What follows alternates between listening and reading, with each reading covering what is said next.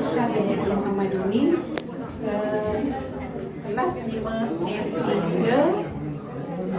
Ramai rakan-rakan saya kat sini, termasuk yang daripada sekolah kita ni, daripada sekolah rendah ada lagi hak bersama-sama dengan saya lah. Sekolah mana tu? Ramai sekolah rendah, sekolah Melbah. Ada pergi ke Semipun bersama juga. Pergi ke Puteri dulu lah, kita sekolah Puteri. Lepas tu pergi ke sekolah Smith tu baru campur dengan lelaki. Memang bersama lah sehingga tadi duduk di rambutan rendang. Rambutan rendang. Tempat naik air tu kau? Yalah tu. Buat dah boleh kan? Buat loket dah boleh kan? Tak lagi? Tak ada kasih. Terima kasih. Lepas tu saya bekerja, masih lagi bekerja sebagai farmasis.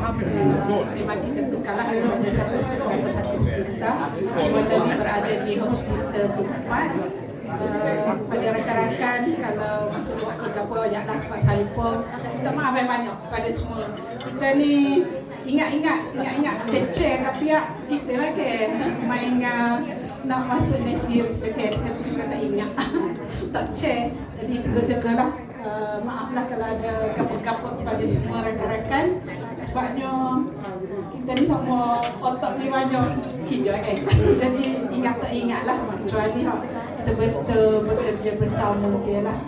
Saya rasa itu sahaja pada saya. Terima kasih atas majlis hari ini, sebab saya rasa ramai lebih 40 tahun ni kita tak jumpa lah.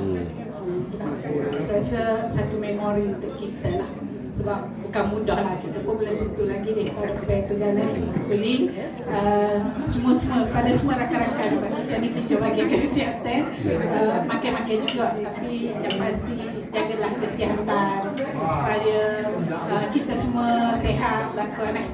Saya pun tak terkecuali juga manusia kan. Nampak ambil banyak ke dia? At least kita jaga-jagalah, makan banyak lebih, makan kita makan lah. Alah kan lah. Waktu lah. Kita kurang-kurangkan. Jadi makan sebelum pukul 7 lah. Kita puasa 12 jam, 14 jam supaya kita sihat lah. Pada semua rakan-rakan, saya doakan supaya semuanya sihat lah. InsyaAllah. Itu saja daripada saya.